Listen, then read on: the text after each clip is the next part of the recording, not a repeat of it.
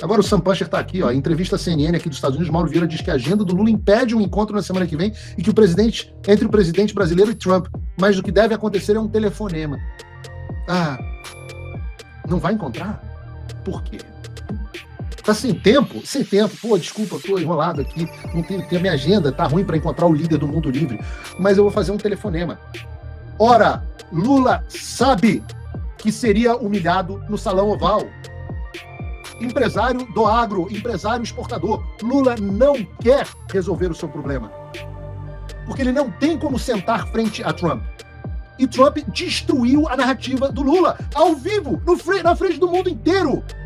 Mas o Trump elogiou o Lula, Paulo. Então eu digo a vocês, never split the difference. Anistia ou nada. Como Dom Pedro disse, é independência ou morte. Não tem meia independência. Não tem meia anistia.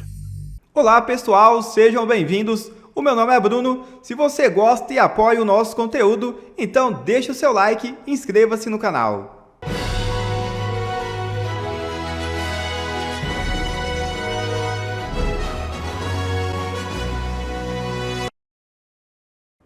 Advogada de associação entrega a Paulinho da Força relatório sobre abusos contra presos do 8 de janeiro. A advogada Carolina Siebra, da Associação dos Familiares e Vítimas do 8 de janeiro, entregou um dossiê sobre os presos pelo protesto de 2023 ao relator do projeto de lei da dosimetria. Da Força participou de uma reunião com membros do Partido Liberal na Câmara dos Deputados, nesta terça-feira. O PL é a favor da anistia ampla, geral e restrita. Por isso, a sigla levou demandas do eleitorado ao relator. A coluna, Carolina contou que esclareceu dúvidas do parlamentar. Uma delas é relacionada à quantidade de manifestantes na cadeia. Abre aspas. Redução das penas não vai trazer o Clesão de volta. Tão pouco tempo que as pessoas perderam presas. Elas já foram punidas por 2 anos e 8 meses, sem nem sequer provas. Quem cometeu o crime tem que pagar, mas dentro dos limites da lei. Fecha aspas, afirmou a advogada. O trabalho reúne dados atualizados a respeito de prisões, condenações e bloqueios de bens, além de uma pesquisa inédita que mostra a posição das famílias em relação ao projeto de anistia no parlamento. A pesquisa realizada pela ASFAV de 12 a 22 de maio de 2025 mostrou que 96,7% defendem uma anistia ampla, geral e restrita, rejeitando alternativas como a anistia apenas para crimes graves. 78% contrários. Simples redução de penas, 81,3% são contrários. Ou propostas parciais que soltem apenas os presos e permitem o retorno dos refugiados, 68,3% contrários. Ou seja, os próprios presos do 8 de janeiro preferem uma anistia ampla, geral e restrita ou nada. Genialidade de Trump deixa Lula nu em plena Assembleia Geral da ONU. É isso mesmo.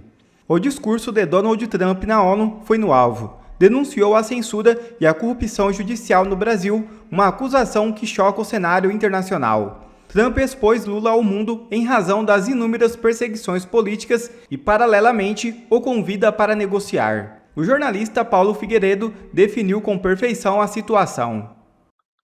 Tem gente tão broxa que entendeu errado o Trump hoje nas Nações Unidas. Eu falei no X, assistam o Trump nas Nações Unidas, porque isso será histórico. Óbvio que eu sabia que ele falaria do Brasil, o que eu não imaginaria é que a surpresa seria melhor do que o esperado. Botem, por favor, o Trump para falar. To defend our sovereignty and security throughout the world, including against nations that have taken advantage of former U.S. administrations for decades, including the most corrupt, incompetent administration in history, the sleepy Joe Biden administration. Brazil now faces major tariffs in response to its unprecedented efforts to interfere in the rights and freedoms of our American citizens and others. Vejam o que ele está falando aqui. Isso é o Trump. E isso deveria ter sido o mais importante. Era isso que eu estava falando para vocês assistirem. O Trump está sentado nas Nações Unidas, denunciando a invasão e a perseguição de americanos e outros, com censura, corrupção judicial perseguição and targeting of political critics in the United States. I have a little problem. e atingindo críticos políticos nos Estados Unidos.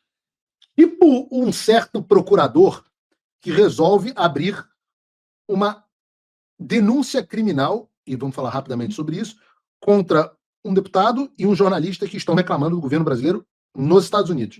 Tipo isso. E aqui vem uma parte interessante. I'm saying this because I must tell you, I was walking in and the leader of Brazil was walking out. We saw him and I Vejam, aqui ele conta as condições do encontro. Não foi que marcaram uma reunião ou nada do tipo. O Brasil é sempre o primeiro a falar, os Estados Unidos é sempre o segundo, na Assembleia Geral das Nações Unidas. Lula estava saindo, Trump estava entrando. Nós nos vimos, eu o vi, e aí ele continua. saw him, he saw me, and we embraced. And then I'm saying, can you believe? Aqui eu tenho dúvida do que significa o embraced. Eu não sei se o embrace foi um abraço, se foi um cumprimento, se o Trump trouxe ele e deu aquele chega junto aqui, a gente não sabe, tá? I'm going to be saying this in just 2 minutes. But we actually agreed that we would meet next week. We didn't have much time to talk.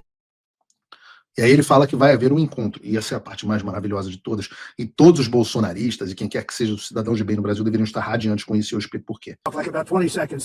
They were in retrospect, I'm glad I waited because this thing didn't work out too well. But we did talk, we had a good talk, and we agreed to meet. A cara do Lula e a cara do Lula. That's of interest.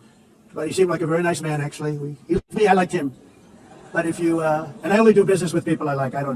When I don't like them, I don't like them. But we had, at least for about 39 seconds, we had excellent chemistry. It's a good sign. But also in the past, Brazil, can you believe this? Unfairly tariffed our nation, but now because of our tariffs, we are hitting them back, and we're hitting them back very hard. As president, I will always defend our national sovereignty and the rights of American citizens. So I'm very sorry to say this, that Brazil is doing poorly. E aí ele olha na cara do Lula e fala assim, o Brasil está indo muito mal. And will continue to do poorly. They can only do well when they're working with us. Without us, they will fail, just as others have failed. It's true. E aqui eu digo a vocês que o Trump é um gênio. Primeiro, ele abre fazendo uma denúncia da ditadura brasileira, da invasão da jurisdição americana no meio da Assembleia Geral das Nações Unidas. Em seguida, ele diz, eu gosto muito do Lula, chamei ele para conversar. Mas aí ele diz, lamento dizer, mas o Brasil está indo muito mal e vai continuar estando muito mal, exceto se estiver junto dos Estados Unidos. E pensem, com isso Trump deixa o Lula em uma situação impossível. Lula agora tem que vir para a mesa de negociação, ouvir verdades e negociar algo que ele não tem como cumprir. Não tem como cumprir. Para quem não fez nenhum Mobral de negociação, se você quer analisar se o que o Trump disse foi bom ou ruim para o Lula, vejam quais são as possibilidades que o presidente brasileiro tem agora. A posição na qual ele se encontra. O Lula vai ter que encontrar o Trump.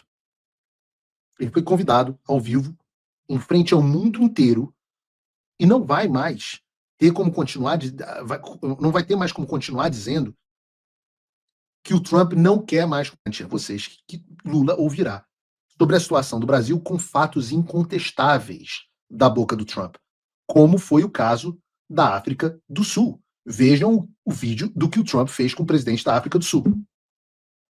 President Trump listening to the voices of South Africans, some of whom are his good friends, like those who are here. When we have talks between us around a quiet table, it will take President Trump to listen to them. I'm not going to be repeating what I've been saying. I would say if there was Afrikaner farmer genocide, I can bet you these three gentlemen would not be here. Occupied land, that's who we are. What would you like President Ramaphosa to do about the situation that we've just seen on the screen? I don't know. Look, these are articles over the last few days. Death of people. Death. But you do allow them to take land. No. You do allow them to take land. Nobody can and then take when land. they take the land, they kill the white farmer. And when they kill the white farmer, nothing happens to them. No, there is Nothing happens. There is criminality in our country. People who do get killed, unfortunately through criminal activity, are not only white people. Majority of them are black people.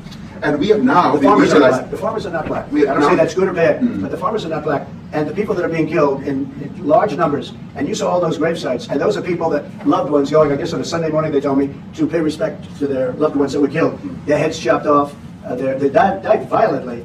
And, you know, I mean, we're here to talk about it, and I didn't know we'd get involved here, but I will say this, that if the news wasn't fake like NBC, which is fake news, totally one of the worst, ABC, NBC, CBS, horrible. But if they weren't fake news like this jerk that we have here, if we had real reporters, they'd be covering it. But the fake news in this country doesn't talk about that. Entendam, o presidente da África do Sul sentou e achou que ia mentir na cara do Trump sobre a perseguição aos fazendeiros brancos no país dele. Fazer ali uma pose para a imprensa e sair como se nada tivesse acontecido. O que aconteceu foi que o Trump trouxe reportagens que comprovam que o presidente da África do Sul estava mentindo. E ele foi exposto para o mundo inteiro ver. Vejam. Na reunião, o Lula vai ter que dizer ao Trump que o judiciário brasileiro é independente, que o Bolsonaro é uma ameaça à democracia e que o Brasil quase teve uma insurreição, um golpe no 8 de janeiro. Só que essas foram as mesmas narrativas criadas e usadas contra o próprio Trump por anos. Elas foram criadas para serem utilizadas contra o próprio Trump. E eu posso garantir a vocês que Trump vai estar preparado. Eu posso pessoalmente garantir a vocês que Trump vai estar preparado com as informações para desmentir o Lula. E o Lula vai fazer o quê? Vai dizer para o Trump que se ele estivesse no Brasil ele também teria sido preso no 8 de janeiro? Vai dizer que o Bolsonaro é fascista, assim como o Trump é a nova face do nazismo, segundo o próprio Lula? Vai dizer o quê? Que não existe lawfare? Que o judiciário é independente? E quando ele disser, não, mas eu não posso fazer nada, o judiciário é independente. Sobre o que ele será cobrado? Sobre a anistia. Como você se posiciona sobre o processo do projeto de anistia? Como se posiciona o seu país, o seu partido, a sua base parlamentar? PEC. Então você imagina. É muito simples. Lula hoje vai dormir em uma posição política muito pior do que na posição política na qual ele acordou. Então não há como pintar esse convite ao Lula como uma vitória. Ah, mas o Trump elogiou o Lula. Porra, cara, eu não sei. Agora o Sam Puncher está aqui, ó, em entrevista à CNN aqui dos Estados Unidos, Mauro Vieira diz que a agenda do Lula impede um encontro na semana que vem e que entre o presidente brasileiro e Trump, mas o que deve acontecer é um telefonema. Ah, não vai encontrar? Por quê? Tá sem tempo? Sem tempo. Pô, desculpa, eu tô enrolado aqui, não tenho tempo, minha agenda tá ruim para encontrar o líder do mundo livre, mas eu vou fazer um telefonema. Ora, Lula sabe que seria humilhado no Salão Oval.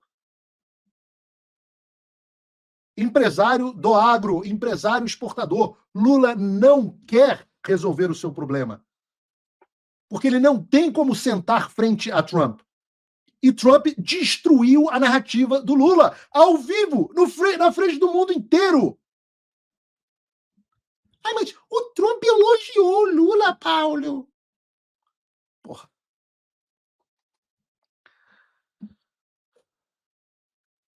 É mesmo? Filhão, todo dia o Trump elogia líder do mundo inteiro.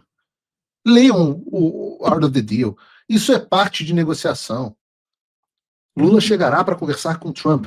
Vai falar o quê? Por isso que já transformou o encontro num telefonema. Alguém acha concebível? Se fosse uma vitória e Guga estivesse correto, Mauro Vieira estaria dizendo agora que Lula não tem tempo de encontrar o Trump? Ora, faça-me o favor. Trump botou Lula em uma situação impossível. Se vai e faz a reunião, sai sem nada e corre risco de ser humilhado publicamente. Se não faz a reunião, que é o que está acontecendo agora, perde o discurso de que ele é o homem do diálogo e Trump que não quer dialogar. Que foi a pergunta feita a ele, não só na entrevista na BBC, mas a pergunta que tem sido feita a ele em todos os lugares. A última tentativa de forçar o nosso recuo até então havia sido a ameaça do Alexandre, feita por meio da imprensa, de encarcerar adversários políticos caso as sanções não cessassem. Vocês lembram disso na semana passada? O Alexandre mandou na imprensa que caso o presidente Bolsonaro, caso as sanções continuassem, o Alexandre ia mandar o Bolsonaro para a Papuda. Essa chantagem barata de terrorista não teve qualquer efeito e não terá qualquer efeito.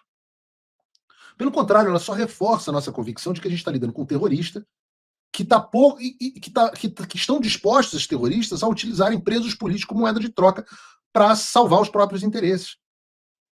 E assim como a América não negocia com terroristas, é uma política antiga dos Estados Unidos, nós não negociamos com terroristas.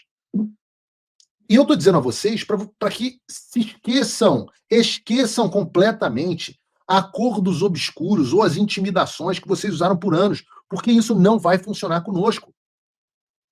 Isso vale, por exemplo, para os recados que os ministros do Supremo têm mandado por meio da imprensa, de que agora não é mais possível haver acordo para anistia. Ora, eu já avisei diversas vezes que eu não acredito em negociar com o tigre enquanto a minha cabeça estiver dentro da boca dele. Também já disse, assim como Churchill, que eu não creio que apaziguar o Hitler seja uma opção viável. E eu já disse a vocês também que as fichas do STF acabaram. Eles dizem que por conta das sanções não vai mais haver acordo para anistia, mas mesmo antes das sanções, o Gilmar Mendes já tinha dito que a anistia ampla, geral e restrita era ilegítima e inconstitucional. Entendem o que a gente quer dizer com habilitar e apoiar as violações? Ora, se eles já não iam aceitar isso de toda forma, o que muda para a gente? Ora, muda absolutamente nada. Aliás, esse é o tipo de posicionamento que deixa evidente que nós precisamos pressionar e buscar ainda mais sanções para que, caso eles não cedam, que eles sofram. Vejam, Michel Temer, pelo menos leu o cenário, já começou a falar que não via problema se a anistia fosse aprovada e que ele próprio encaminhou uma sugestão de anistia que perdoaria os crimes, mas manteria a inigibilidade dos condenados ao Paulinho da Força. O nome disso é leverage, moeda de troca, alavanca. E o Alexandre viu que não tem nenhum leverage nessa discussão de anistia, porque ele já gastou todas as fichas. Só que como ele não sabe utilizar de outro protocolo, ele e o seu lacaio Paulo Gonet, seu capanga na Procuradoria-Geral da República, decidiram que colocariam mais uma denúncia fajuta contra mim, Eduardo Bolsonaro, dessa vez por coação no curso do processo. Aliás, quem ficou muito feliz com essa denúncia foi o deputado Felipe Santos Silva, que escreveu assim: a PGR finalmente denunciou Eduardo Bolsonaro e Paulo Figueiredo por coação continuada no processo judicial. Com isso, os traidores da pátria podem ser condenados à prisão por tentar interferir com as sanções econômicas ao Brasil no julgamento que condenou o Jair Bolsonaro. E eu devo dizer ao Érico Hilton que ele tem muito gogó. Muito gogó. Nós não podemos ser autores do crime de sancionar alguém nos Estados Unidos, simplesmente pelo motivo que nós não temos a capacidade de sancionar ninguém. O máximo que é possível que nós sejamos, Eduardo e eu, caso esse crime não fosse impossível, nós poderíamos ser considerados partícipes. Mas se nós formos, Eduardo Bolsonaro e eu, se nós fôssemos partícipes, quem seriam os autores do crime? Ora, Eduardo Bolsonaro e eu estamos ameaçando que os Estados Unidos sancionem, mas nós não conseguimos sancionar. Então, quem são os autores do crime? Ora, Marco Rubio, Scott Bessent, Donald Trump, todo o Departamento do Estado, Departamento de Tesouro, a Casa Branca. Essa é a única forma. E aí eu faço esse desafio ao Paulo Gonet. Gonet, você não é macho? Tipo o Felipe Santos? Ou é tchutchuca? Se é macho, vai lá e denuncia Donald Trump, Scott Bessent e Marco Rubio. Caso contrário, você é um frouxo. Frouxo, tá com essa cara aí de mundiaro, murcha. É um frouxo. Covarde. Nós estamos aqui exercendo os direitos previstos na primeira emenda. A primeira emenda me dá o direito de peticionar ao governo da jurisdição na qual me encontro, que são os Estados Unidos, as minhas reclamações.